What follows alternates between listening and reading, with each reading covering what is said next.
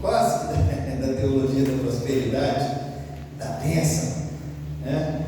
Você gosta de ouvir uma mensagem assim, digamos, da teologia da prosperidade mesmo? Ou você gosta de ouvir uma mensagem do Evangelho? Fala do Evangelho. Ou você ainda gosta de ouvir uma mensagem da cruz? Lembrando as crianças aí que pode descer ali. Ó, a turma está ali. Está esperando. Então te dei 3 opções. Uma mensagem da teologia da prosperidade.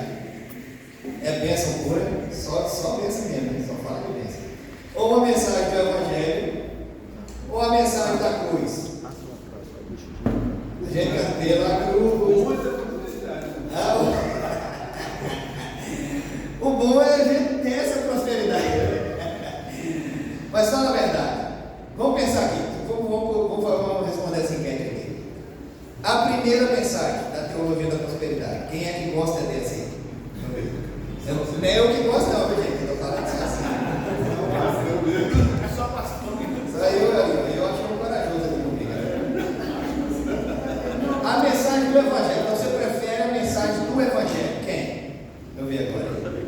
Eu também. Agora eu.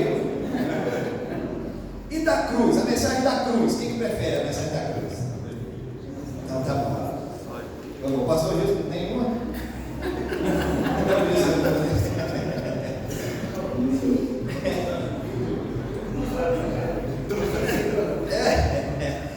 Então deixa eu te dar aqui uma notícia.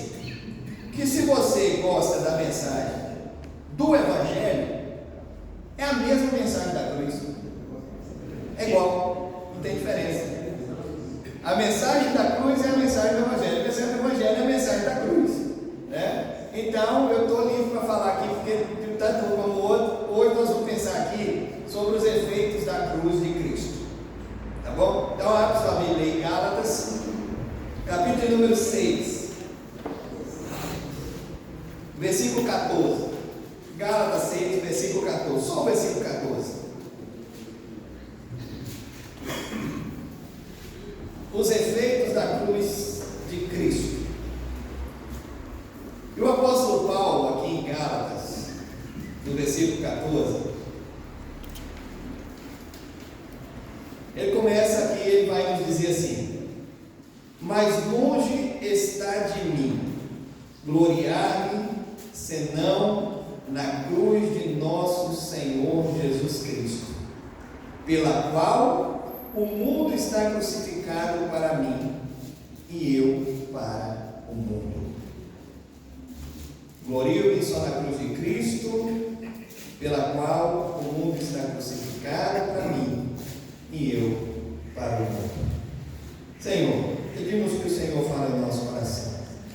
Queremos ouvir, Senhor, a Tua voz, Senhor, ministrando ao nosso coração a Tua palavra e sermos edificados como igreja do Senhor.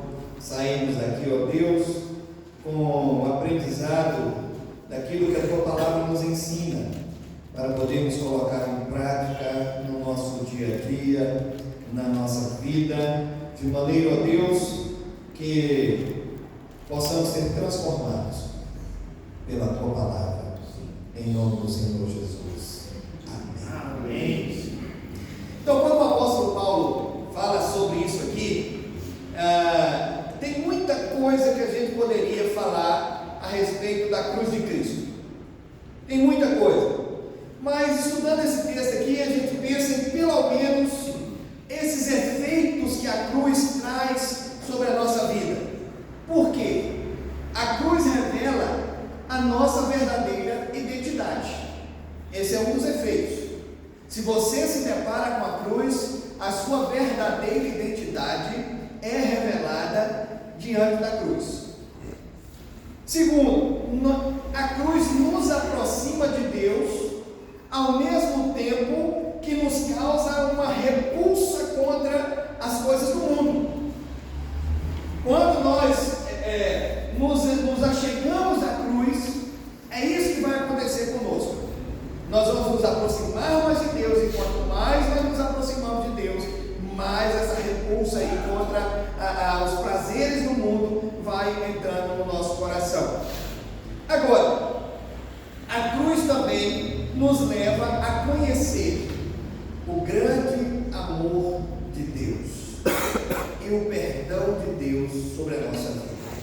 Então, pelo menos essas três coisas aqui, ou esses três efeitos, eu queria que a gente conversasse sobre eles hoje.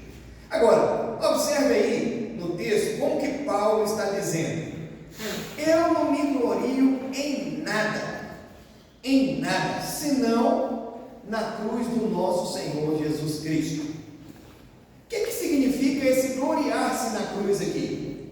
Gloriar-se na cruz está representando ou significa a morte do velho eu. Gloriar-se na cruz é deixar de gloriar nas coisas que eu posso fazer. Viu como o eu aqui já cai por terra? Já não fala mais. Então, gloriar-se na cruz é tanto a morte do velho homem como a nova vida em Cristo Jesus. Gloriar-se na cruz nos leva a esse patamar de vida, nos leva a essa nova vida em Cristo Jesus. Agora, quando Paulo está falando, ele está tratando aqui sim conosco hoje, mas naquela época principalmente com os judeus, porque era um enfrentamento que ele tinha muitas vezes ali com os judeus, e Paulo então falava com esses judeus. Os judeus eram muito jactanciosos, eles se gloriavam de muitas coisas. Na verdade, Paulo podia se gloriar de muita coisa, ele disse: eu podia me gloriar de muita coisa, fariseu, cresceu aos pés de Gamaliel, e falava não sei quantas línguas, conhecia lá todos os textos lá que eram os manuscritos. Então Paulo podia se gloriar. Agora, os judeus se gloriavam de muita coisa. Os judeus se gloriavam primeiro de serem o povo de Deus, dizendo: só nós é que somos o povo de Deus, nós é que estamos certos. E os judeus se gloriavam, eles não guardavam a lei. Se você olhar o versículo número 13 aí, do texto, você vai ver Paulo dizendo isso. Eles não guardavam a lei, mas eles se gloriavam de serem aí os detentores da lei, ou os defensores da lei, né? Pelo menos, defendiam a lei, eles não cumpriam. Guardar no sentido de cumprir, eles não cumpriam a lei, mas eles se gloriavam disso, né? Nós somos aí o povo que tem a lei de Deus, nós somos os guardiões dessa lei de Deus. Eles se gloriavam aqui de serem o povo da circuncisão. Agora, como é que você se gloria de uma coisa que você tem e você não quer que o outro tenha? Porque para eles era só eles que podiam.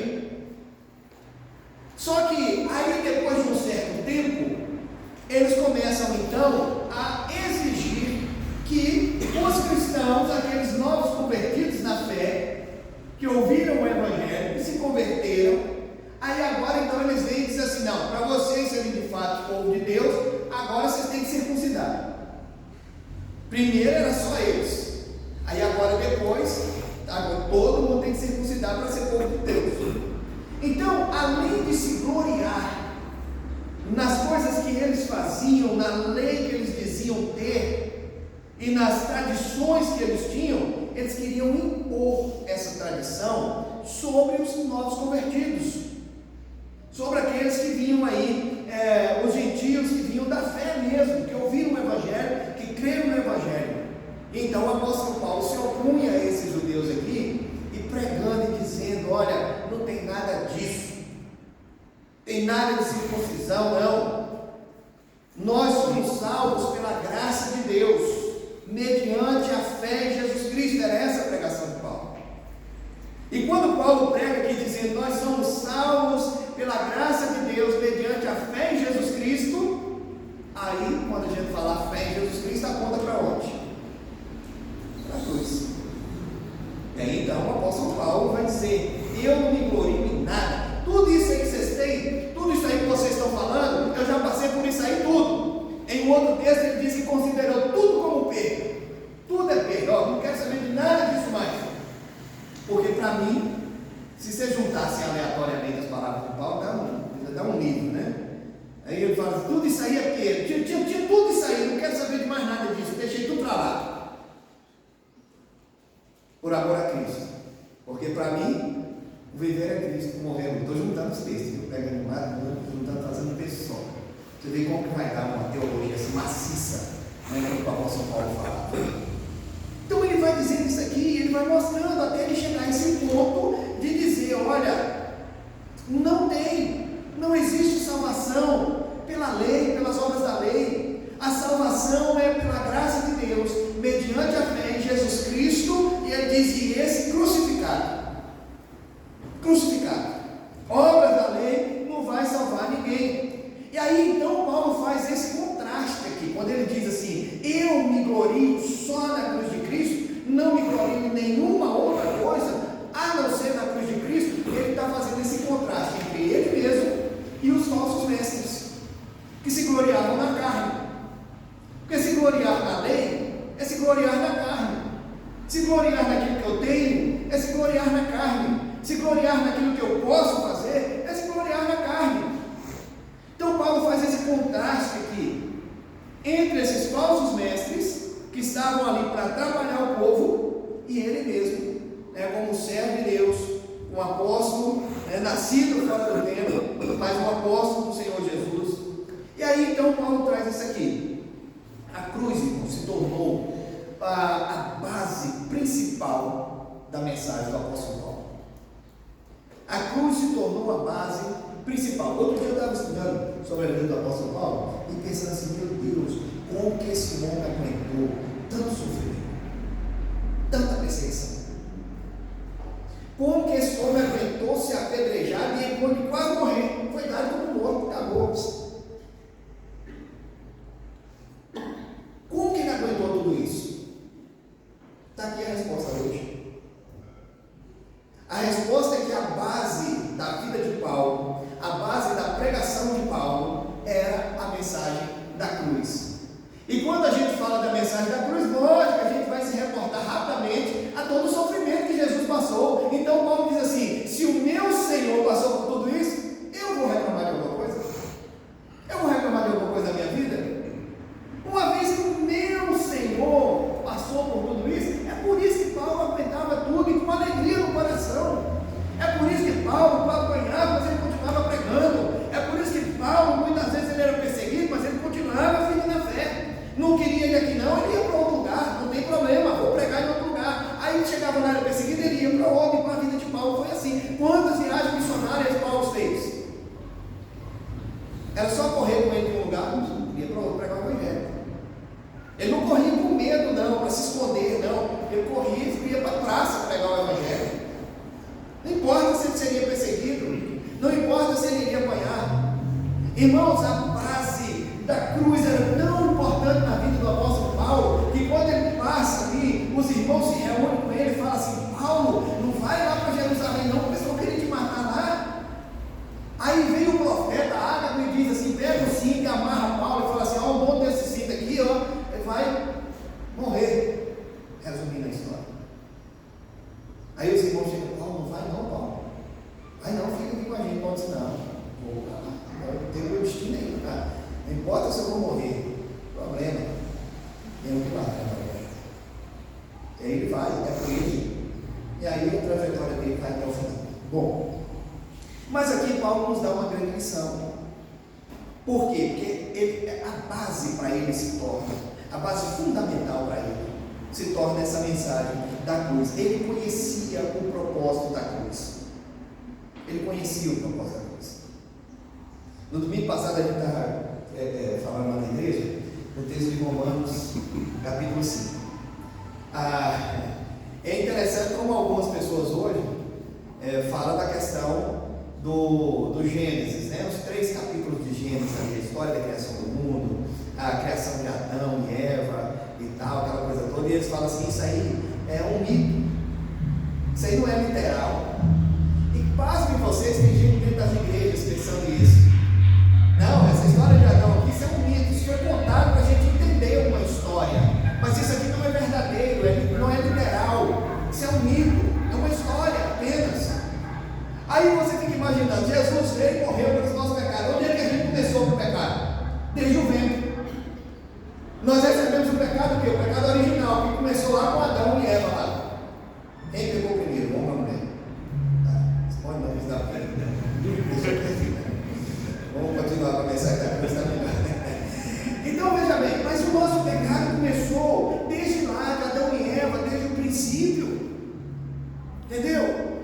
Aí nós já nascemos pecadores. Nós temos essa tendência ao pecado. E de repente alguém chega e diz assim: não, essa história de Adão não é verdadeira. Qual que é o problema disso? Se Cristo morreu para nos libertar dos nossos pecados, que nós já nascemos com Ele, então pense bem, uma criança que já nasce em pecado, se Cristo não tivesse morrido por ela não foi um eleito, Cristo não morreu por ela, então estava perdida. E a prova de que nós já nascemos com esse pecado original é por quê? Porque lá o texto diz que a morte entrou no mundo depois de quê? Do pecado. Aí eu vou tirar uma dúvida e deixar a mesma dúvida. Adão nasceu imortal. Aí você tinha essa dúvida: será que Adão nasceu imortal? Sim. Você continua com a mesma dúvida. Mas e aí, como é que é isso? Depois o pastor Márcio vai explicar para vocês esse negócio. Mas eles explicam como é que Adão nasceu imortal. Adão não ia morrer não, gente, se não fosse o pecado. Tudo dentro do propósito de Deus, dentro do plano de Deus. Agora, perceba, quando Adão peca, todos nós, ele era o cabeça da raça humana, todos nós então pecamos no pecado de Adão e já nascemos com esse pecado, e por isso a morte também nos alcança. Dentro dos nós somos pecadores. E a morte é a prova de que nós já nascemos com o pecado original.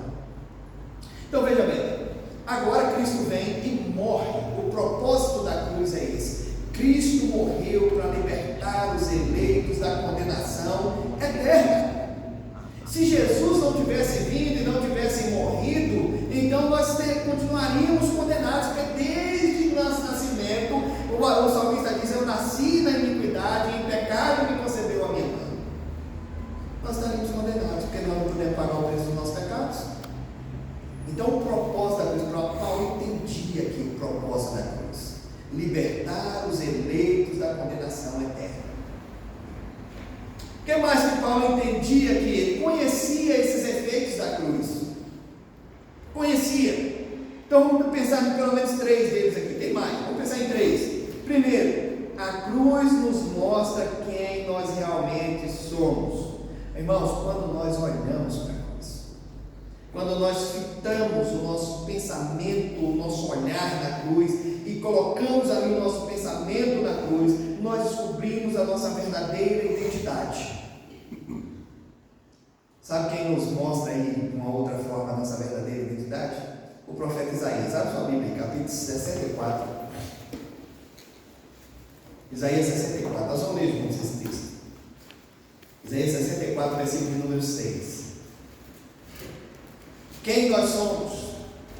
E obviamente, quando chegamos a princípio ali na cruz, nós vamos descobrir isso aqui. Então, sem Cristo, nós somos isso aqui, ó. Isaías, o profeta Isaías está dizendo. Isaías 64, 6. Vamos juntos aí? Mas todos nós somos como um imundo, e todas as nossas justiças como um trapo de imundícia. Todos nós somos como uma folha, e as nossas iniquidades como um vento nos arrebata. Era assim que nós somos. E é isso aqui que a cruz revela para nós. Quando nós chegamos diante da cruz, é essa imagem que nós temos de nós mesmos. A cruz é um espelho que reflete a nossa imagem distorcida, pelo menos no primeiro momento. Mas reflete para nós aqui essa imagem. Somos como um imundo. A nossa justiça é como um trapo de imundícia. Todos nós murchamos como uma folha. E todos nós também aqui, ó, as nossas iniquidades é como um vento que nos arrebata. Essa aqui é a nossa verdadeira identidade quando nós nos deparamos diante da cruz de Cristo. Quando nós olhamos para a cruz, nós conseguimos enxergar sim a nós mesmos. A gente vê o quanto nós somos inimigos,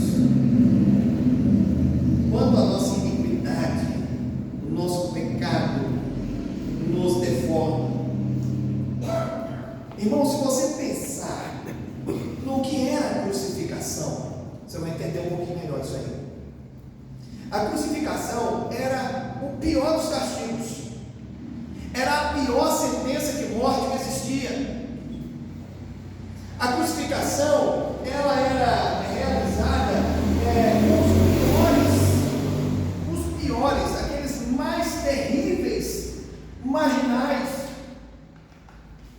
A crucificação era para eles. Alguém roubou o boi de alguém, depois brigou, matou, não precisava ser crucificado. Era para os crimes mais hediondos. Além de ser crucificado, olha como que era o rito da crucificação. O condenado, ele apanhava primeiro, levava uma surra, e muitas vezes essa surra era tão violenta que ele morria antes de ser crucificado. Você tem uma ideia de como que era a crucificação? Depois disso, depois de crucificado, normalmente o condenado levava a cruz. Não tinha alguém que pegava e carregava para ele, colocava lá no lugar, agora você vai ser. Não, era ele mesmo que carregava. O próprio condenado. Ou parte da cruz, pelo menos. E depois disso, enfim, era crucificado. E era a morte mais dolorosa. Morria para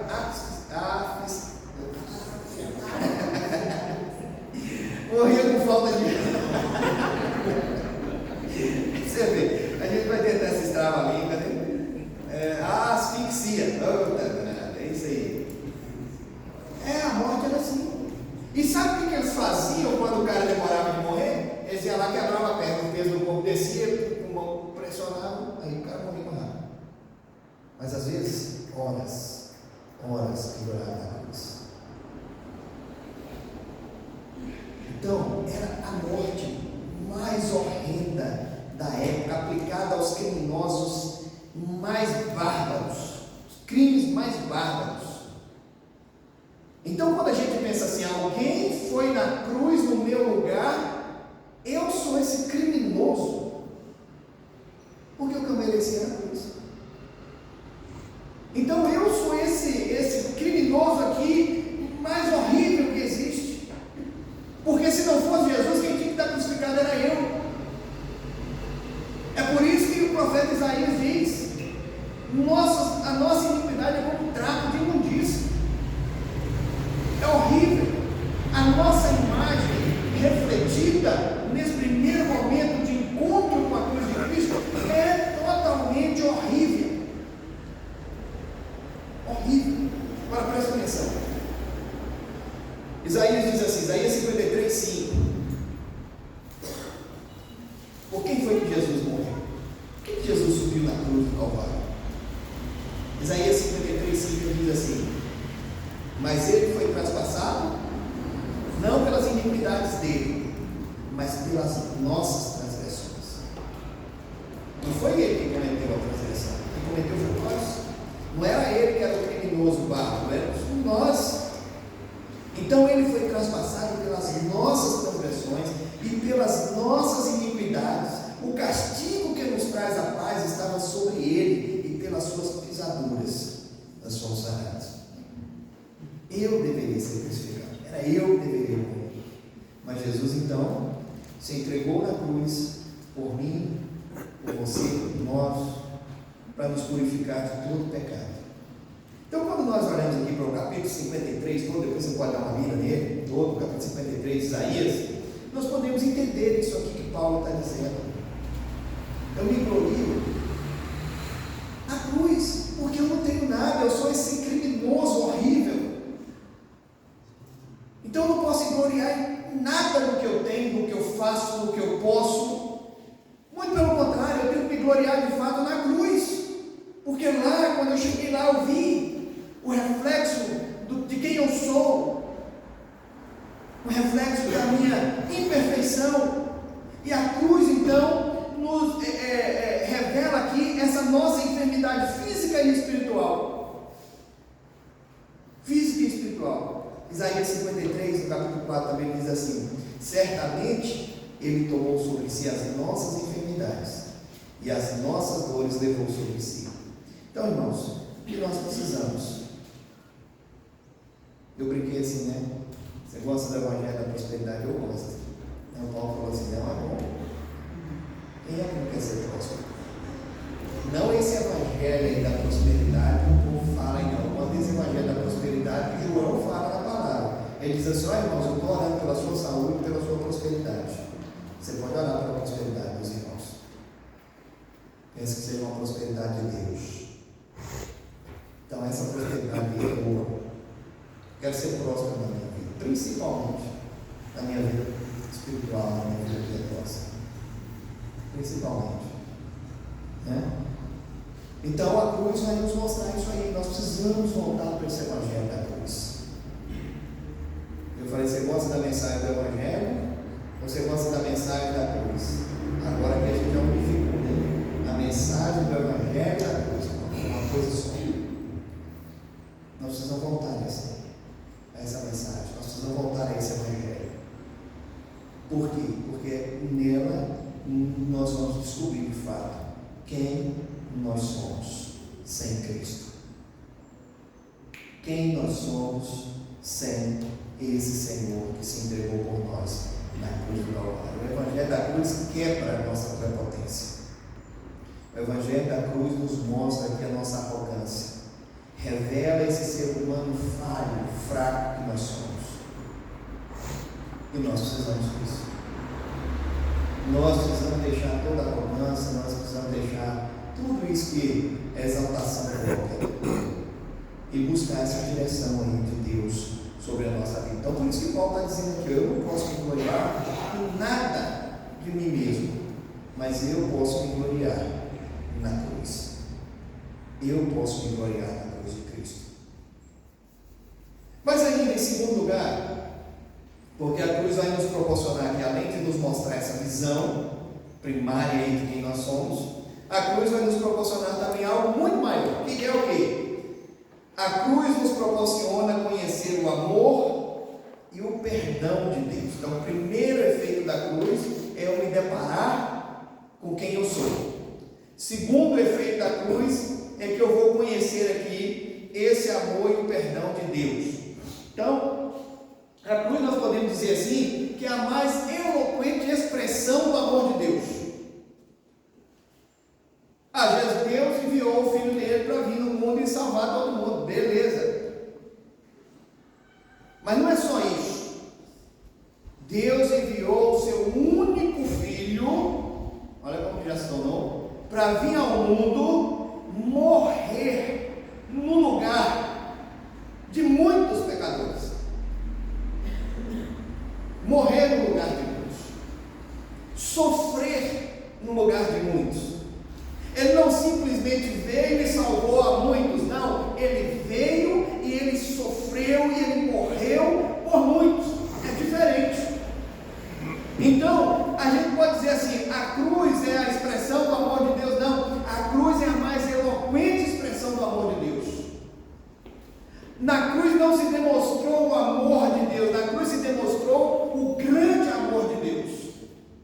Precisa ter sim essa palavra de ênfase que mostra a grandiosidade desse amor de Deus aqui. E quando então, eu concordo aqui com William Hendricks, porque ele diz assim, ninguém, preste atenção nisso, ninguém jamais pode conhecer a grandeza do glorioso amor de Deus, a não ser que veja a sua própria indignidade. Ninguém pode ter essa dimensão do amor de Deus enquanto não olha para si e vê a sua indignidade, a sua fraqueza, a sua imperfeição, a sua pobreza espiritual. Quando nós reconhecemos que somos tudo isso de ruim, então nós podemos conhecer o grandioso amor de Deus.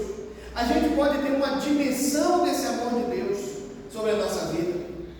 Depois de descobrir esse ser humano vil, pecador, miserável que nós somos, aí sim nós podemos conhecer aqui, através desse olhar para a cruz, o amor de Deus, o grande amor de Deus.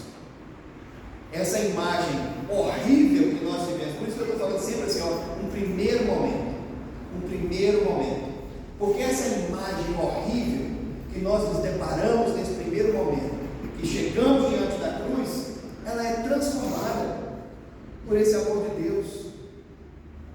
Ela é transformada aqui pela imagem de Deus que é restaurada em nós. Porque de injustos que somos, nós passamos a ser justificados na justiça de Cristo.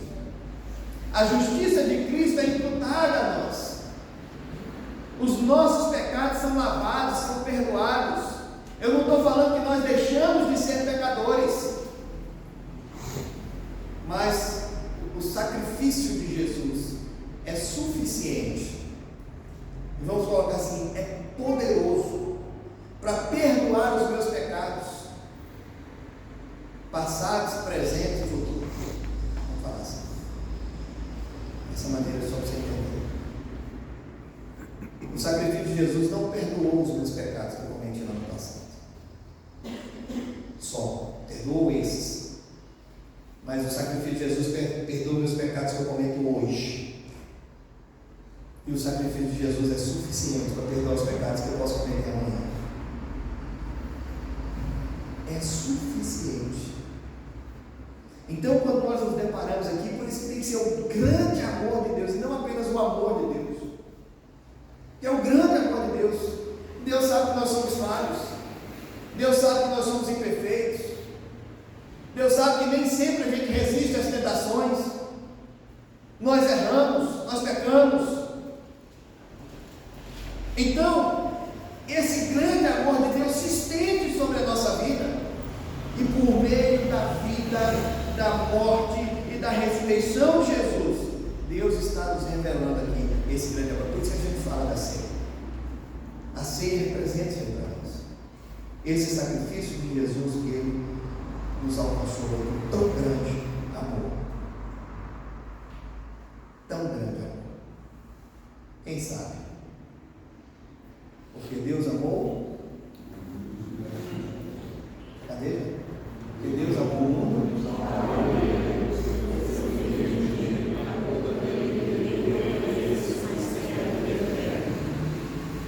E foi através desse grande amor que Jesus se entregou. É interessante a gente ouvir Jesus dizer assim: ninguém podia tirar a minha vida. Ele poderia dizer: ninguém podia me prender, ninguém podia pôr a mão. Vocês sabem o exército romano? Vocês acham que foi esse que me prendeu, os soldados romanos? Vocês acham que foram os fariseus, os doutores da lei, Nicodemos, Pilatos? Ninguém tira a minha vida, eu a dou. Ele se entregou por nós. Ele se entregou por nós. Então foi através desse grande amor aqui que Ele se entregou, que Ele se doou, que Ele assumiu o nosso lugar, sendo o nosso substituto, perdoando, nos purificando de todo pecado. Colossenses 2, 13 e 14. Grave esse texto aí, irmão. Veja a preciosidade desse texto. Colossenses 2, 13 e 14. Quando você acha, a gente toma um outro.